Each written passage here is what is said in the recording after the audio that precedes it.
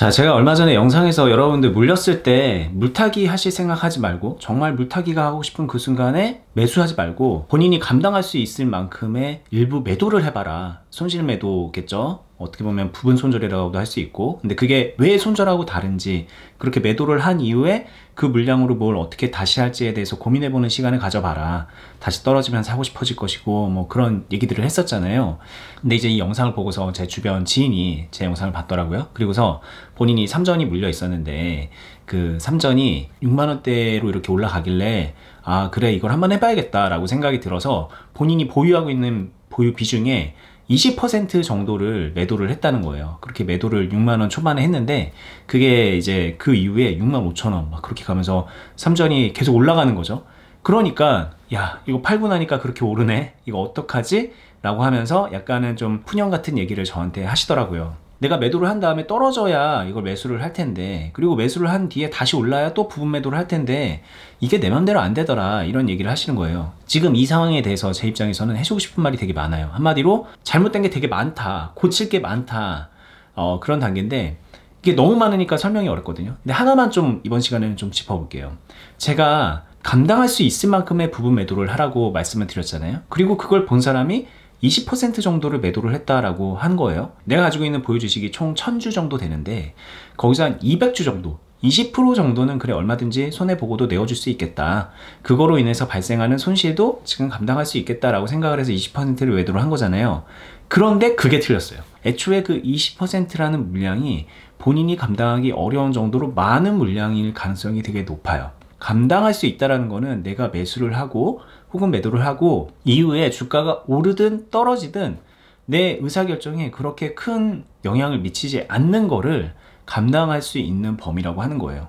자, 20%가 아니라 만약에 한 5% 정도만 팔았다고 가정을 해볼게요. 삼성전자를 내가 8만원에 매수를 해둔 상태인데 막 떨어져가지고 막 5만원대까지 갔어요. 근데 다시 6만원이 올라온 겁니다.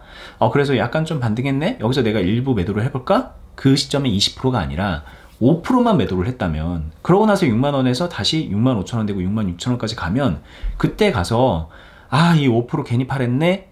그러지 않을 가능성이 높다는 거예요.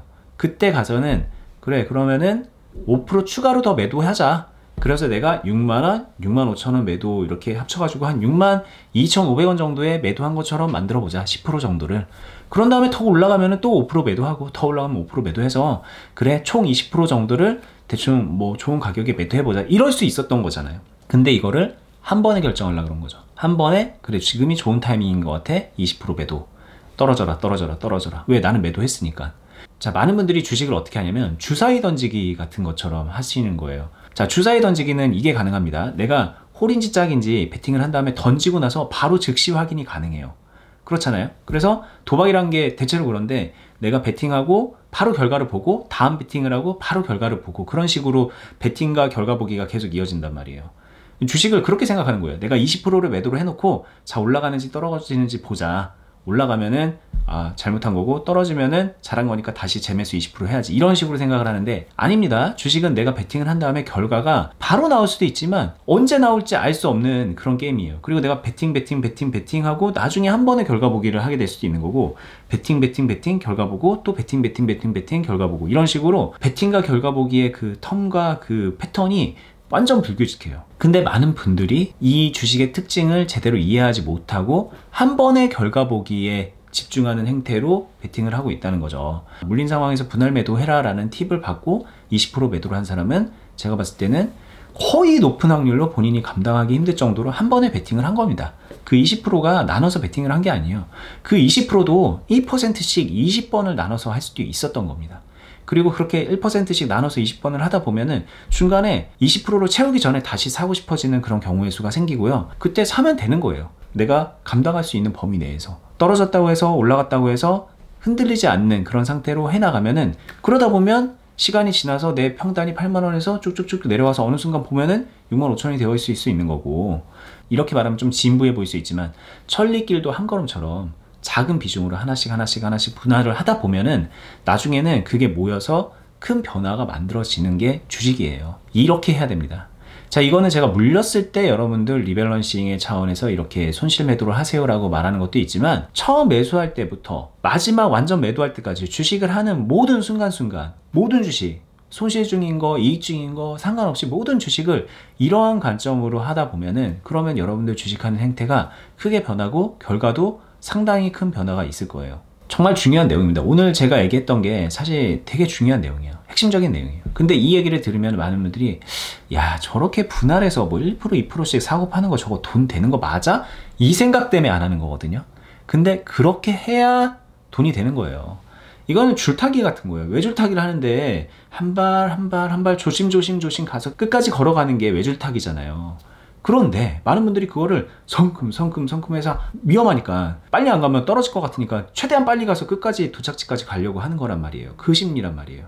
근데 진짜 외줄타기는 조심 한 발 매 순간 균형을 잡으면서 가는 거라는 거.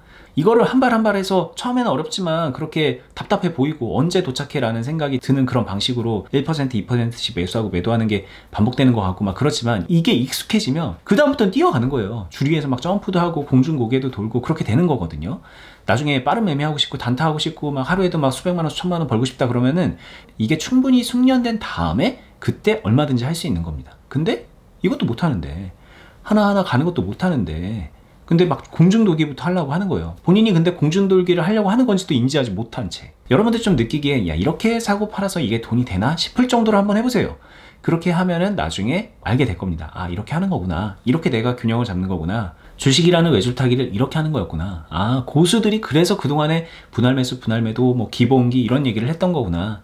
이거를 이해하시게 될 겁니다. 오늘 좀 그 생각의 전환이 되는 시간이 됐으면 하는 바람이 있고, 오늘 영상 여기까지 하겠습니다. 끝까지 보시느라 수고 많았습니다. 감사합니다.